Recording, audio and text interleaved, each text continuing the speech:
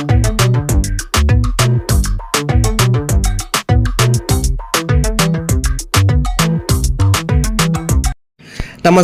जय हिंद दोस्तों। आपका स्वागत है हमारे YouTube चैनल स्टडी चौक ऑफिशियल पे। आज के इस वीडियो में हम मॉडर्न हिस्ट्री के मोस्ट इम्पोर्टेंट टॉपिक जो कि हर परीक्षा में पूछा जाता है, गवर्नर, गवर्नर जनरल और वायसराय के बारे में पढ़ेंगे।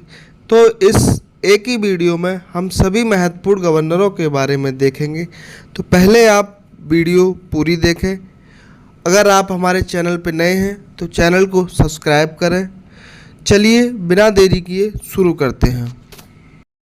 जब ईस्ट इंडिया कंपनी भारत आई तो उसने बंगाल के गवर्नर पद के माध्यम से बंगाल पर अपना नियंत्रण स्थापित किया। पहला बंगाल का गवर्नर रॉबर्ट क्लाइव था। इसका कार्यकाल 1757 से 1760 तक रहा। भारत में अपने कार्यकाल के दौरान रॉबर्ट क्लाइव ने बंगाल में अंग्रेज़ों की स्थिति में सुधार और ब्रिटिश साम्राज्य को मजबूती प्रदान की।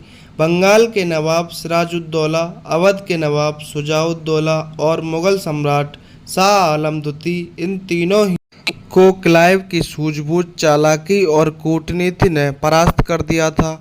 23 जून 1757 ईस्वी को प्लासी का युद्ध जीतकर क्लाइव ने बंगाल में ब्रिटिश हुकूमत के विरोध को पूर्णतः समाप्त कर दिया था।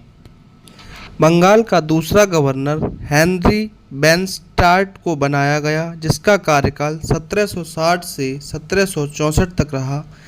इसके कार्यकाल में 22-23 अक्टूबर 1764 में बक्सर का युद्ध हुआ, जिसमें अंग्रेज़ों की जीत हुई। बक्सर युद्ध के बाद बंगाल की वास्तविक सत्ता ईस्ट इंडिया कंपनी के हाथों में पहुंच गई थी। बंगाल के तीसरे गवर्नर के रूप में रॉबर्ट क्लाइव को नियुक्त किया गया। यह इसका दूसरा कार्यकाल था, जो 1765 से 1767 ईस्वी तक चला। 10 अप्रैल 1767 को क्लाइव ने दूसरी बार मद्रास की धरती पर पैर रखा और 3 मई 1765 को कलकत्ता में कार्यभार ग्रहण किया।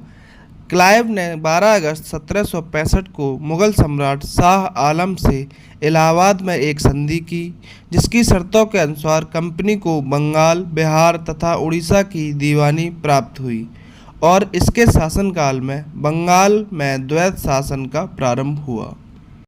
बंगाल का चौथा गवर्नर हैरी बेरेलास्ट को नियुक्त किया गया। इसका कार्यकाल 1767 से 1769 तक रहा। द्वैत शासन के समय यह बंगाल का गवर्नर रहा। बंगाल के पांचवें गवर्नर के रूप में जॉन कार्टर को नियुक्त किया गया। इसका कार्यकाल 1769 से 1772 तक चला। जॉन कार्टर के कार्यकाल में प्रथम आंग्ल मैसूर युद्ध हैदर अली और अंग्रेज़ों के बीच 1767 से 1769 ईस्वी तक हुआ, जिसका कारण मद्रास में अंग्रेज़ों की आक्रामक नीतियां थीं। बंगाल का छठवां और अंतिम गवर्नर वारेन हेस्टिंग था, जिसका कार्यकाल 1772 से 1774 तक चला। इसके कार्यकाल में बंगाल से द्वैत शासन समाप्त किया गया तथा प्रथम मदरसे रेगुलेटिंग एक्ट 1773 के पारित होने के बाद बंगाल के गवर्नर पद का नाम बदलकर बंगाल का गवर्नर जनरल रख दिया गया। बंगाल के पहले गवर्नर जनरल वारेन हेस्टिंग थे। इनका कार्यकाल 1774 से 1785 तक चला। इनके कार्यकाल में महत्वपूर्ण घटनाएं निम्न हैं: प्रथम मराठा युद्ध, द्वितीय आंग्ल मैसूर युद्ध तथा इजारेदारी प्रथा का आरंभ, बनारस की संधि 1773, कोलकाता में उच्चतम न्यायालय की स्थापना 1773 में, फैजाबाद की संधि, एशियाटिक सोसाइटी ऑफ बंगाल की स्थापना, नंदकिशोर पर महाभियोग 1775 में, पिट्स इंडिया एक्ट 1784 में लागू हुआ। महाभियोग: हेस्टिंग भारत का एकमात्र गवर्नर जनरल था जिस पर वर्क ने महाभियोग का मुकदमा दायर किया था। बंगाल का दूसरा गवर्नर जनरल लॉर्ड कॉर्नवालिस को नियुक्त किया गया। इसका कार्यकाल 1786 से 1793 तक चला। आइए देखते हैं इसके कार्यकाल से संबंधित महत्वपूर्ण घटनाएं। कॉर्नवालिस ने 1793 में प्रसिद्ध कॉर्नवालिस कोड का निर्माण कराया, जो शक्तियों के पृथक्कीकरण सिद्धांत पर आधारित था। 1793 में बिहार और बंगाल में स्थायी बंदोबस्त लागू किया। कॉर्नवालिस को भारत में नागरिक सेवा का जनक माना जाता है। इसके कार्यकाल में तीसरा आंग्ल-मैसूर युद्ध हुआ, जिसमें टीपू की हार और सेरिंगपट्टम की संधि हुई। बंगाल का तीसरा governor general sir John Shore को नियुक्त किया गया, जिसका कार्यकाल 1793 से 1798 तक चला। इससे संबंधित कुछ महत्वपूर्ण घटनाएं: इसके कार्यकाल में गैर हस्तक्षेप की नीति अपनाई गई। 1793 का चार्टर अधिनियम आया। निजाम और मराठों के बीच खरदा की लड़ाई हुई। बंगाल का चौथा गवर्नर जनरल लॉर्ड वेलेस्ली को नियुक्त किया गया, जिसका कार्यकाल 1798 से 1805 तक चला। आइए देखते हैं इसके कार्यकाल से संबंधित महत्वपूर्ण घटनाएं। कलकत्ता में फोर्ट विलियम कॉलेज की स्थापना। 1801 में मद्रास प्रेसिडेंसी का गठन। प्रेस पर सेंसर लगाया। सहायक संधि की नीति अपनाई। चौथा आंग्ल मैसूर युद्ध, जिसमें टीपू सुल्तान की हार और मृत्यु हुई, वह भी इसी के कार्यकाल में हुआ। दूसरा आंग्ल मराठा युद्ध, जिसमें सिंधिया, भोसले और होलकर की हार हुई, वह भी इसी के कार्यकाल में हुआ। बेसिन की संधि 1802, यह स्वयं को बंगाल का शेर कहा करता था। पांचवें बंगाल के गवर्नर जनरल के रूप में सर जॉर्ज बारलो को नियुक्त किया गया, जिसका कार्यकाल 1805 से लेकर 1807 तक चला।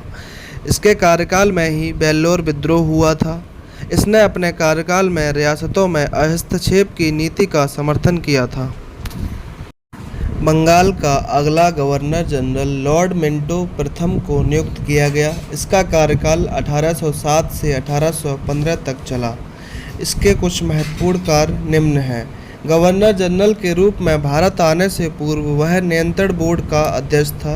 इसके समय में पार्सिया के शाह से एक संधि हुई, जिसके अनुसार कोई भी विदेशी सेना उसकी अनुमति के बिना उसके क्षेत्र से नहीं गुजर सकती थी। 1809 में लॉर्ड मिंटो महाराजा रणजीत सिंह के साथ अमृतसर की संधि में सम्मिलित हुआ था। संधि पर अंग्रेजों की ओर से चार्ल्स मैडकॉफ ने हस्ताक्षर किए थे। लॉर्ड हेस्टिंग को 1813 में बंगाल के गवर्नर जनरल के रूप में नियुक्त किया गया। इसका कार्यकाल 1813 से 1823 तक चला। इनके कुछ महत्वपूर्ण कार्य: हस्तक्षेप की नीति को समाप्त कर हस्तक्षेप और युद्ध की नीति अपनाई। 1818 में बॉम्बे प्रेसिडेंसी का निर्माण कराया। पिंडारियों के साथ संघर्ष हुआ।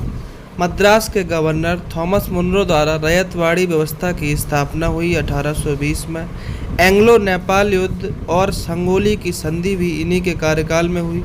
तीसरा मराठा युद्ध और मराठाओं का विघटन भी इन्हीं के कार्यकाल में हुआ।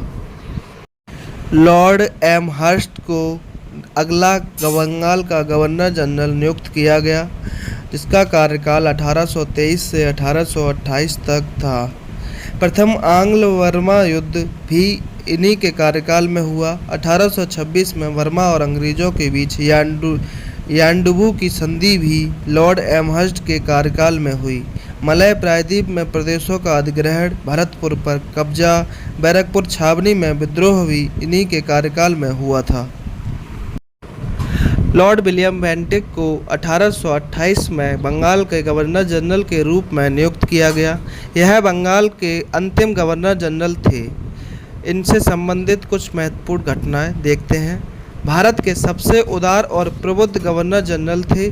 भारत में आधुनिक पश्चिमी शिक्षा का जनक इन्हें माना जाता था। 1829 में इन्होंने राजा राम मोहन राय की सहायता से सती प्रथा को समाप्त कर दिया। कर्नल सलीमन की सहायता से 1830 में इन्होंने ठगी प्रथा को समाप्त कर दिया। मैसूर का विलय इन्हीं के कार्यकाल में हुआ था। 1833 का चार्टर अधिनियम पारित भी इन्हीं के कार्यकाल में हुआ। मैकाले समिति की सिफारिश पर भारत में अंग्रेजी को उच्च शिक्षा का माध्यम बनाया। कलकत्ता में प्रथम मेडिकल कॉलेज की स्थापना भी लॉर्ड विलियम बेंटिक ने ही की थी। चार्टर एक्ट 1833 के द्वारा बंगाल के गवर्नर जनरल का पदनाम पुनः बदलकर भारत का गवर्नर जनरल कर दिया गया। भारत के पहले गवर्नर जनरल विलियम बेंटिक थे। यह पद मुख्य रूप से प्रशासनिक उद्देश्यों के लिए था और इसे ईस्ट इंडिया कंपनी के कोर्ट ऑफ डायरेक्टर को रिपोर्ट करना था। भारत के गवर्नर जनरल के पद पर लॉर्ड विलियम बेंटिक का कार्यकाल 1833 से 1835 तक रहा। इस कार्यकाल में उन्होंने बहुत ही महत्वपूर्ण कार्य किए, जैसे कॉर्नवालिस द्वारा स्थापित अपील और सर्किट की प्रांतीय अदालतों को समाप्त कर दिया। उन्होंने लॉर्ड मैकाले की सलाह पर 1835 में अंग्रेजी को भारत की आधिकारिक भाषा घोषित की, राजस्व और सर्किट के आयुक्तों की नियुक्ति की, कुशासन की दलील पर कुर्ग सेंटर कछार को हड़प लिया। सर चार्ल्स मेटकाफ को भारत के दूसरे गवर्नर जनरल के रूप में नियुक्त किया गया था। इनका कार्यकाल 1835 से 1836 तक रहा। इन्होंने अपने कार्यकाल में प्रसिद्ध प्रेस कानून पारित किया, जिसने भारत में प्रेस पर से नियंत्रण हटा दिया। इसलिए इन्हें भारतीय प्रेस का मुक्तिदाता कहा जाता है। लॉर्ड ऑकलैंड को भारत के तीसरे गवर्नर जनरल के रूप में नियुक्त किया गया था। इनका कार्यकाल 1836 से 1842 तक रहा। इनके कार्यकाल में प्रथम आंग्ल अफगान युद्ध हुआ था। लॉर्ड एलनबरो को भारत के चौथे गवर्नर जनरल के रूप में नियुक्त किया गया। इनका कार्यकाल 1842 से 1844 तक रहा। इन्होंने अपने कार्यकाल में अफगान युद्ध को समाप्त किया, सिंध का विलय 1843 में किया, ग्वालियर के साथ युद्ध 1843 में हुआ तथा दास प्रथा का उन्मूलन इन्हीं के समय पर हुआ था। लॉर्ड हार्डिंग प्रथम को भारत के पांचवें गवर्नर जनरल के रूप में नियुक्त किया गया। इनका कार्यकाल 1844 से 1848 तक रहा। इनके कार्यकाल से संबंधित कुछ महत्वपूर्ण घटनाएं। प्रथम आंग्ल सिख युद्ध हुआ और लाहौर की संधि 1846 ईस्वी में इन्हीं के कार्यकाल में हुई। भारत में सिख संप्रभुता के अंत को चिन्हित किया। रोजगार में अंग्रेजी शिक्षा को वरीयता दी।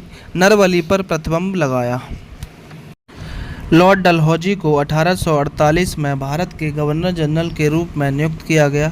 इनका कार्यकाल 1848 से 1856 तक रहा। लॉर्ड डलहौजी के कार्यकाल से संबंधित महत्वपूर्ण घटनाएं निम्न प्रकार हैं। इनके कार्यकाल में दूसरा आंग्ल सिख युद्ध हुआ। निचले वर्मा का अधिग्रहण 1852 में हुआ। व्यपगत के सिद्धांत डॉक्ट्रिन ऑफ लैप्स का परिचय इन्हीं के कार्यकाल में हुआ। चार्ल्स बोर्ड की शिक्षा नीति शिक्षा का मैग्ना कार्टा इन्हीं की कार्यकाल में लागू हुआ। वर्ष 1853 में बॉम्बे और ठाणे को जोड़ने वाली पहली रेलवे लाइन चार्ल्स डलहौजी के कार्यकाल में ही बिछाई गई थी। लोक निर्माण विभाग पीडब्ल्यू की स्थापना, विधवा विवाह अधिनियम लॉर्ड डलहौजी के कार्यकाल में ही लागू हुआ था। लॉर्ड कैनिंग भारत के अंतिम गवर्नर जनरल तथा प्रथम वायसराय थे। इनके कार्यकाल 1856 से 1862 तक रहा। इनके कार्यकाल में 1857 का विद्रोह, 1858 का अधिनियम पारित किया गया, जिसने ईस्ट इंडिया कंपनी के शासन को समाप्त कर दिया। व्यपगत के सिद्धांत को वापस ले लिया। वर्ष 1857 में कलकत्ता, मद्रास और बॉम्बे में 3 विश्वविद्यालयों की स्थापना लॉर्ड कैनिंग ने की। दोस्तों, बंगाल के गवर्नर जनरल, भारत के गवर्नर जनरल, भारत के वायसराय, यह पूरा सेशन 2 पार्ट में डिवाइड किया है मैंने। फर्स्ट पार्ट में आपने देखा बंगाल के गवर्नर जनरल, भारत के गवर्नर जनरल। नेक्स्ट पार्ट में हम देखेंगे भारत के वायसराय। आपको ये सेशन कैसा लगा हमें कमेंट बॉक्स में ज़रूर बताएं और हमारी वीडियो को ज़्यादा से ज़्यादा शेयर करें। हम आपके लिए काफ़ी मेहनत से एक एक क्वेश्चन एक एक वीडियो बना रहे हैं, तो प्लीज़ आपसे रिक्वेस्ट है वीडियो को लाइक करें तथा अपने दोस्तों के साथ शेयर करें। Thank you so much. Bye bye everyone, take care, ख्याल रखें अपना।